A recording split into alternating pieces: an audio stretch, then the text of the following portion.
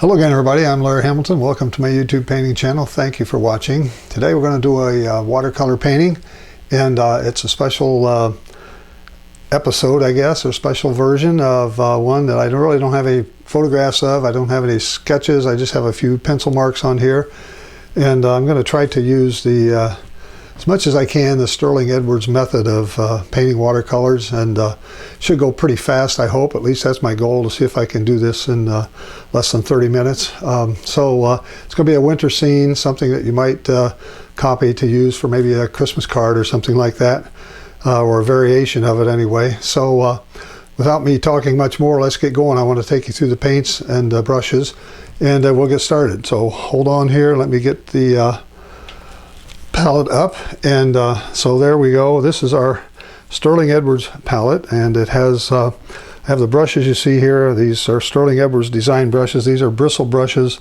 I have a small and a medium. This is about a 1 inch wide. This is about 1.5 inches wide. Those are great. I'll show you how to use those for some special methods today of painting blended skies, of making trees and things like that, and grasses. They're really good for that. Have a couple of flats, a 1 inch flat and a 1/2 inch flat, a few rounds here. I have a number 12, a number 8, number 4, and then I have a number 6 rigger. So I don't know if I'll use all those brushes, but I've got those available. That's the complete set that I have. And then I also have my palette here of Holbein colors. These are transparent, very beautiful transparent Japanese watercolors. And I'll go around the palette and tell you the names of these. This is Payne's Gray. We have Cobalt Blue, Ultramarine, Deep Blue, Royal Blue, Permanent Violet, Green Gray, Umber, Burnt Sienna, Quinacridone Scarlet, Bright Rose, Brilliant Orange, Quinacridone Gold, Permanent Yellow Deep, and Cad Lemon Yellow. Okay, so that's the palette, and let me get things set up here so we can start work on this. I'm going to zoom my camera in and get it set so we have everything aligned here. And I want to move this over just a little here so you can see as much of the painting as you possibly can. I have a couple of other cameras on here that I can show you. Another angle there, and have another one that's got a larger view that I can't broadcast to you with right now. But anyway, let's get going. I'm going to wet this thing. I'm going to do wet and wet, which is the way that most Sterling Edwards paintings work. I have a light sketch on here. I have a little mountain range back here. I have a couple of lines here for a kind of the way the land flows, and it'll help me make the snow, and I have some place for a couple trees here that we'll use. So basically I want to just get this wet for the sky.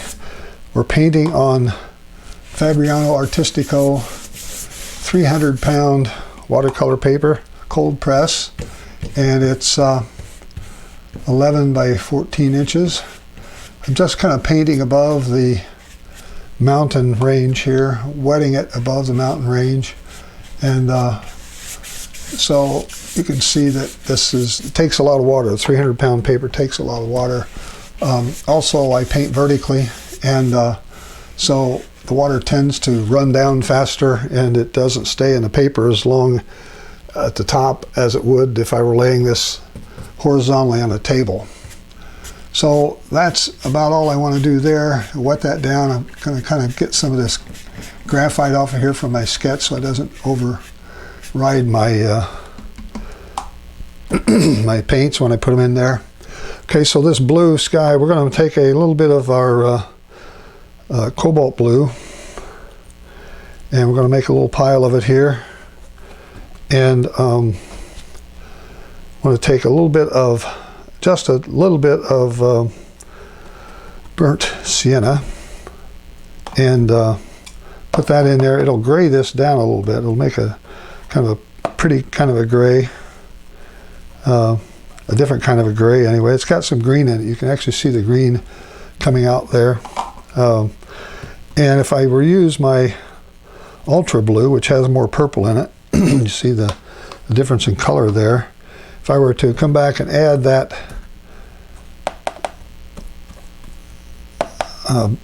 burnt sienna in it, it makes a gray also, but it's a different tone of gray.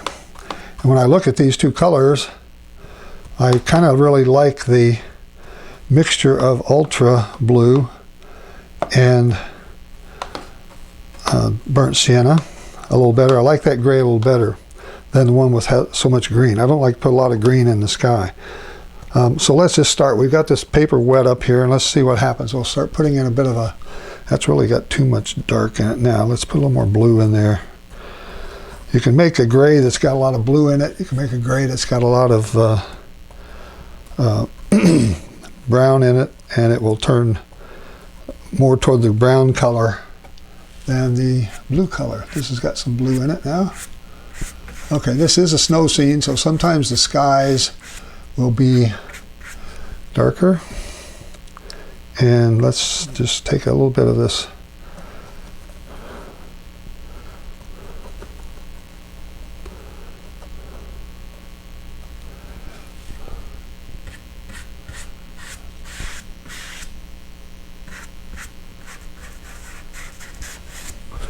And maybe just put a little touch of our red in here to sort of liven up the bottom of this with a little bit of a lavender color here.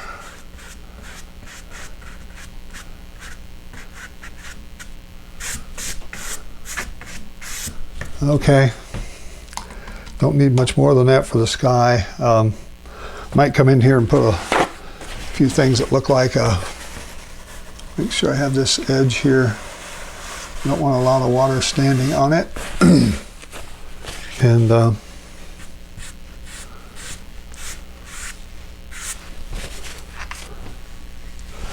let's put a little bit of, maybe I'll use a little of this purple that I have over here.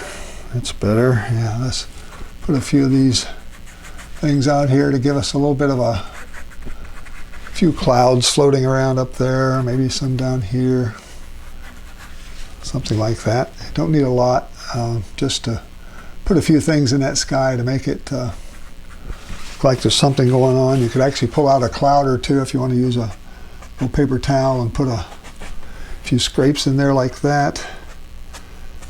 Okay, let's don't belabor that sky too much, but let's leave that. It's going to dry a lot lighter than that, so I'm not too worried about it. So let's just clean our palette out and get moving on. I'm going to put in the mountain range back here. I'm going to use my 1-inch flat brush, and I'm going to get a little bit of this gray again. I'm going to use a little bit of that same blue I had. I should have left some of that in the palette here. There we go. Let's put a little bit of that out. And then this gray. I want this to be a little darker, but I don't want it to be so dark that it takes over. Okay, let's see here if we can make this. I want this to be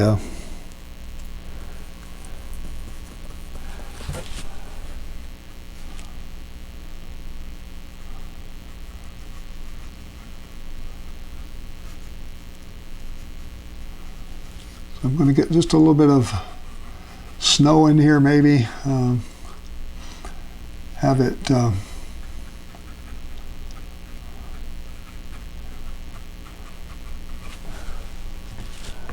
leave little pockets in there for some snow.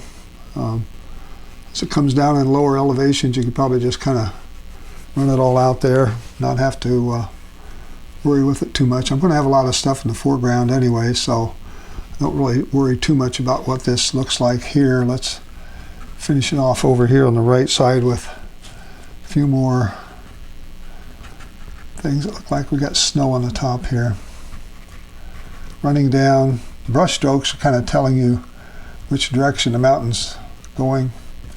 And I want to loosen or soften some of that up, so I'm going to use this other 1-inch brush with a little bit of water in it. I just take the water out and then just sort of come down here and soften these edges. So it kind of looks like we've got something going on down here that's kind of foggy maybe, I don't know.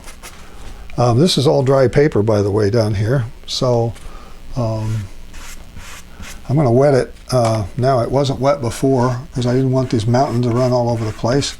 I'm going to wet this down, down to here, down to the snow line. This is where we're going to see snow. So let's wet that and let that soak in for a few seconds. And so now we've got our distant mountains out there. And want to make sure that you can see that snow line at the top. I think it's pretty obvious here, but let me put just a couple of more things here to kind of make sure we see the top of that. Come down and bring a few more. I don't want this to be super interesting over here. I just kind of want it to fade out into some fogginess.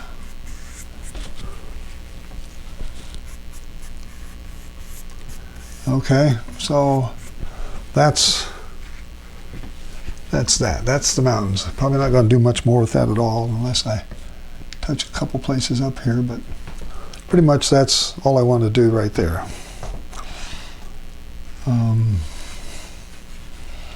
All right, now we're going to start with some trees. I'm going to use these big brushes again to make some trees. These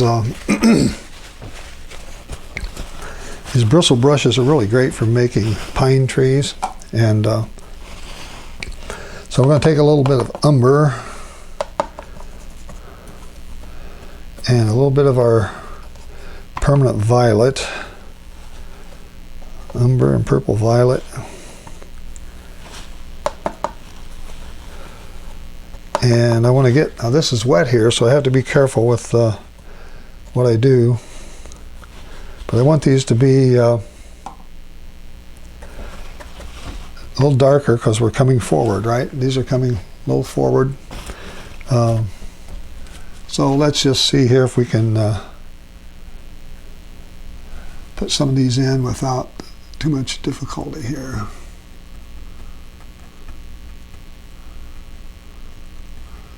Since I wet that down, I'm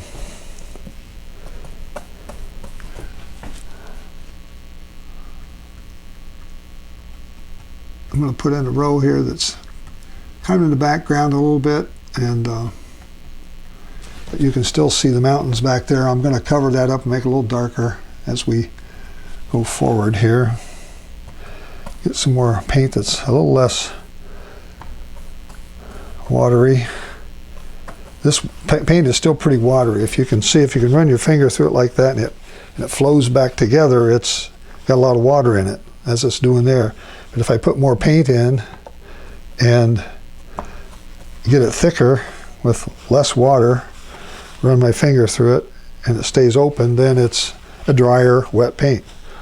So that's a trick that you can use on wet paintings all the time, because it's a good way to control the amount of moisture in your brush, particularly when you've got water on the painting, on the paper rather. I think I'm going to put a little of my green in here, throw a little bit of the green gray. Green gray by itself is not a very beautiful color, but it certainly helps add that green tone to some of these things when you're putting in evergreens. I'm going to run this down here a little further like that, and get some more green, make this a little darker. We're coming forward a little more each time. Now we're getting into dry paper down here, so I want to put in, stay out of that green dry paper right now for now. So I can put another layer over this and continue to build if I keep using paint that is drier than what's on the paper itself. Otherwise, you end up with blossoms, and sometimes they're called cauliflowers, whatever. They're definitely things you don't want to see on your painting usually. All right, let me go back now and try a little bit of this. I want a little bit of a lighter blue. I'm going to come back and get this cobalt blue and see if I can, how light I can get it. I want it to be a little gray.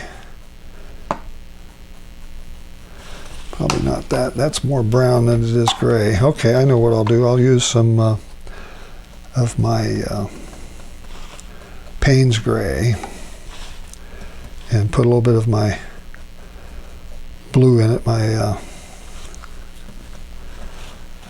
There we go. Okay, let's come over here. Now we're going to put in another range of mountains, or not mountains, but trees that are over here that are in the distance. They're further back, and I want them to kind of just show that they're further away and they're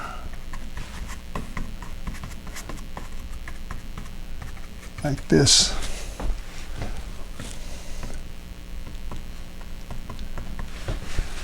Okay. And we can add a little bit of a color to them to kind of make sure they stand out a little bit from those mountains in the back, but basically I want them to be all right. So I'm kind of building two ranges here. I'm building this one that's closer to us and the one that's further back. And I'm going to come down here and add some more to this, except I want to make it darker than that. Let's see here, let's get some more of this in there. Umber and green and purple. I get a really dark color here. Add some more blue in there. Blue will darken it down. So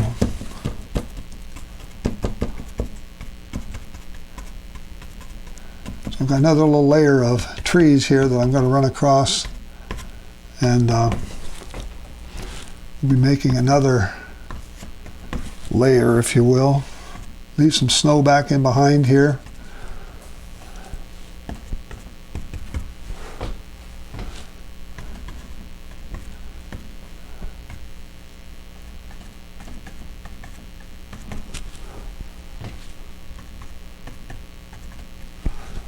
Okay. How are we doing? Okay, let's see over here. I'm going to get my smaller brush, maybe this little flat, and start putting in some darker bottoms in here to sort of tie this off and maybe make a little bit of this come down in some areas to make it so that it's not, I don't want it to be straight across there. I want it to have some movement, and put some of these really dark things in there to beef it up a little bit. Okay, we'll use that, and then over here on this one's a little further back, we'll throw in a few of these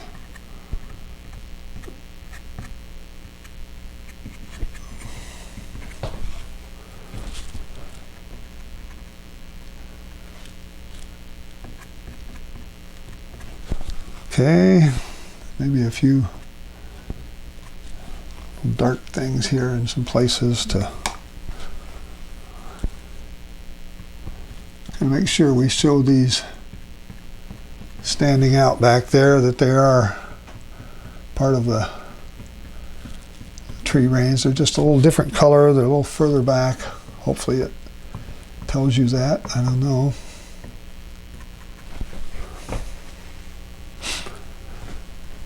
Okay, and we can try some things with a razor blade or whatever, as long as as long as this is wet. You can come in and put a few scrapes of some other trees here with using this razor blade. You can put in a few things like that here and there. It's drying up. If it's too dry, it makes a dark mark and it fills back in. If it's too wet, I'm sorry. If it's too wet, it fills back in and makes a dark mark. If it's too dry, nothing happens. And if it's just right, it leaves a little white mark where you've scraped the paint off of the paper. All right, let's see how that looks. I'm trying to get a little more done. Okay, so let's look at the snow now. We're going to try to put in some snow here. And right now all this is dry, so there's no water on it at all. So I'm going to take a little bit of my this cobalt blue, and I'm going to come in and just put a little line of snow, like right about like this. And I want this edge, the lower edge, to be sharp.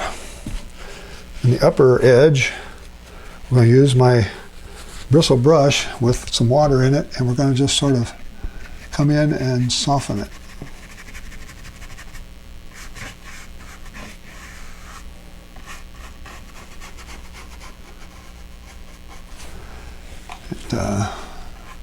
Paper really sucked that blue up.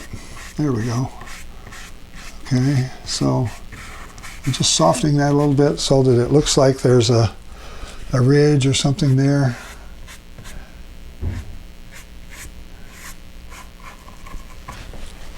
Okay, now kind of want to do a similar thing here with this area below. We're going to put in some trees down in this area. I'm going to move them over. I was going to have them over here, but I already got a good bit of weight here and I got to darken that. So I'm going to put these trees over here. Put a couple of things in that look like they're, I guess these would be what you'd call little dimples in the snow, maybe. Take those, we're going to lighten up the top edge of those so it looks like we have a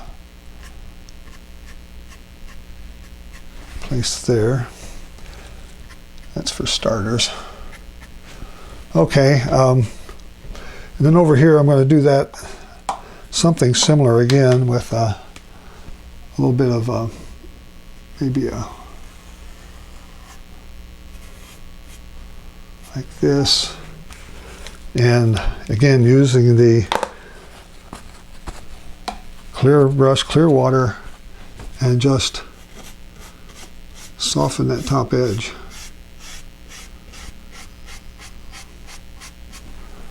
Okay, so that's called modeling the snow, basically, is one term for it. And I want to do something with the snow down here in the corner. I'm going to put a little bit of snow here and maybe another thing over here like this, and do the same kind of tactic on the top of it so that it just sort of smooths it out.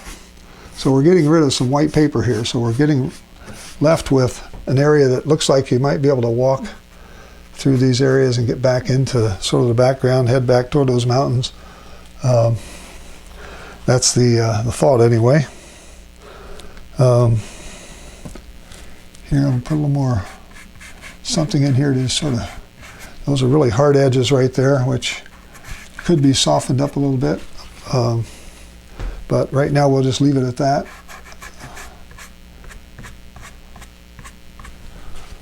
There, make it look a little more frosty back there. Pull up some things like that.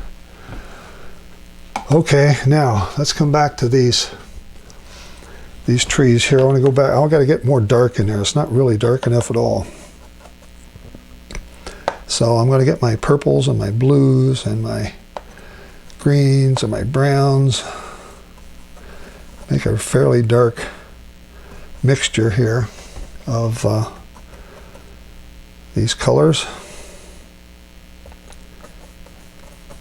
Let's see how this works here. I'll come back and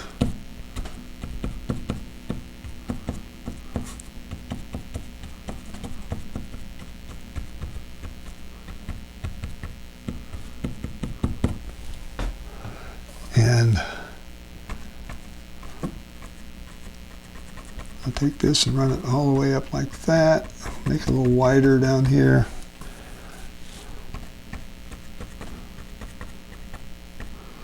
So I'm leaving an area where you can see behind these trees, and you can see there's snow behind, and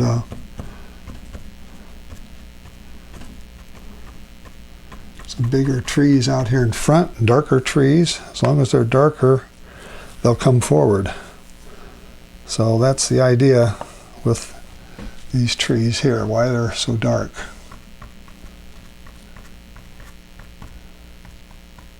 And just letting the edge of this brush, this bristle brush, do the painting for me. Like that, and maybe there's a couple more over here that are darker yet. Okay.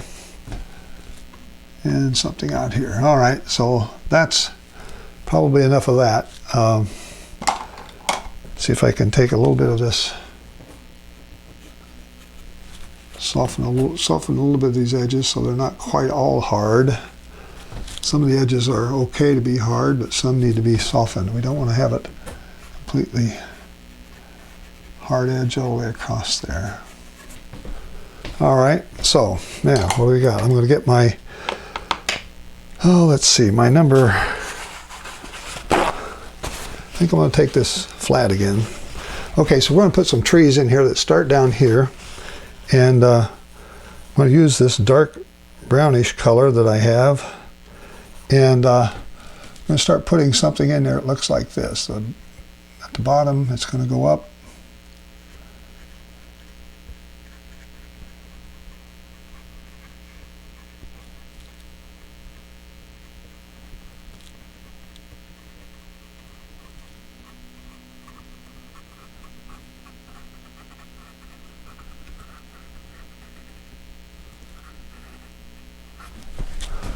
There we go.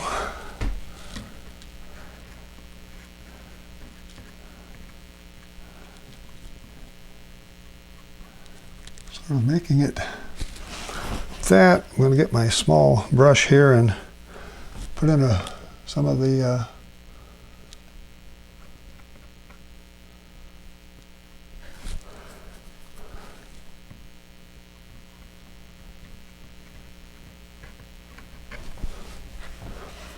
making it sort of tall and scraggly. It's probably alive, would be alive in the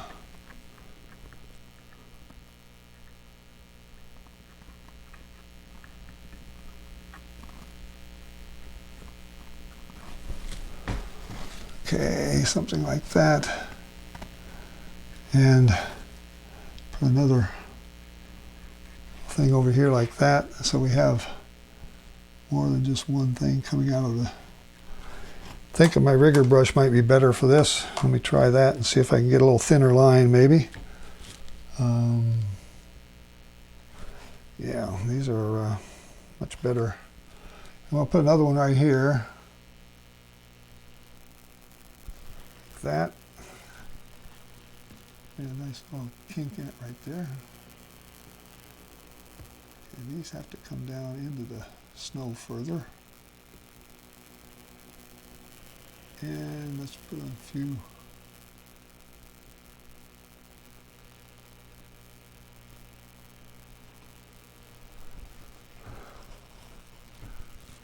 okay. Get more water, get more paint.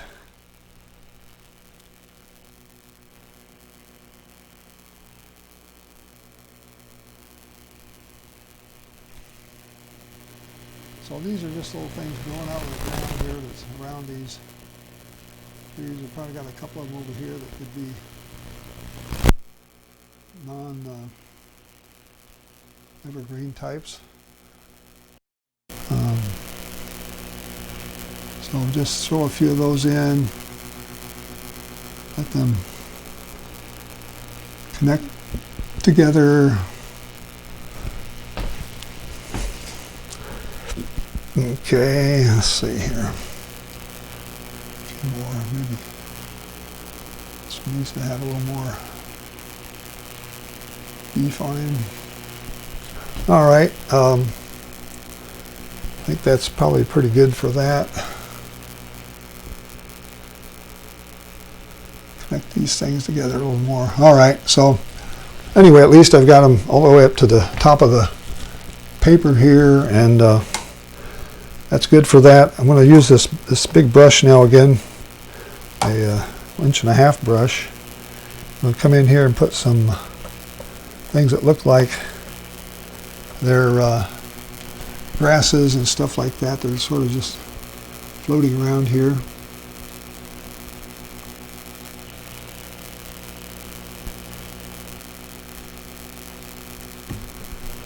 Like that. Make them good and dark if you can. And we've got some down here, like these a little larger.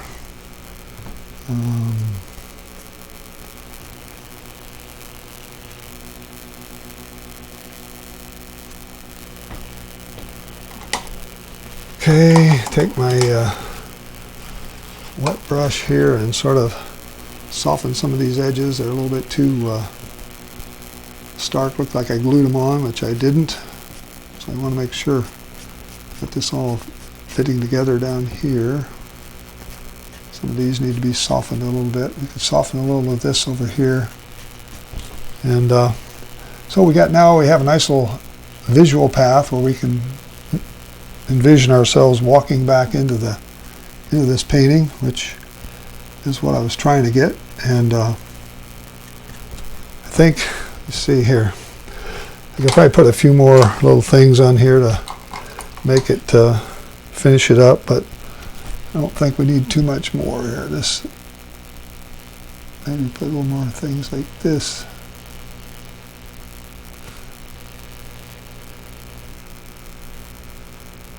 That's good enough.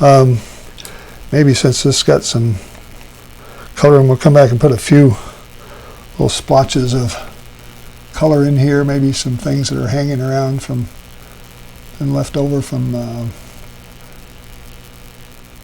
when the leaves fell off. Might be a few little things sitting around in here.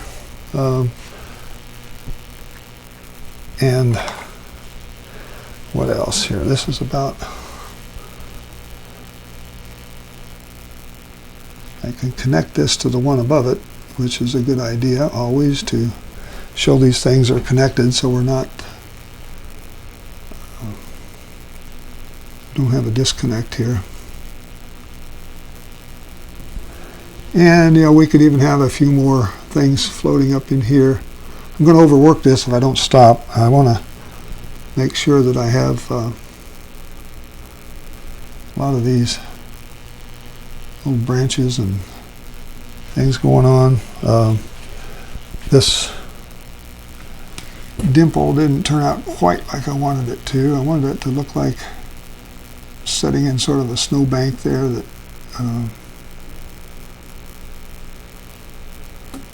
looked like it was obvious that it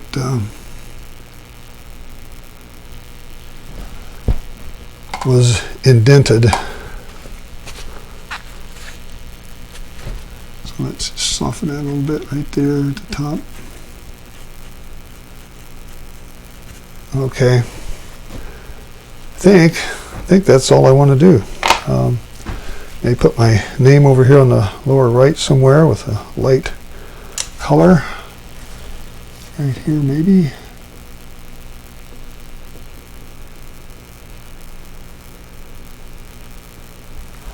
Okay.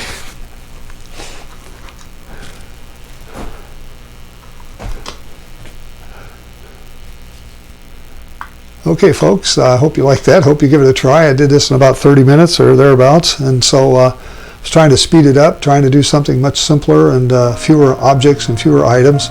So something like this would make a nice little Christmas card maybe, and I'm sure you could do it better if you take a little more time than 30 minutes. But anyway, that's all I wanted to show you today. So till I see you next time, this is Larry Hamilton saying so long for now. Bye-bye.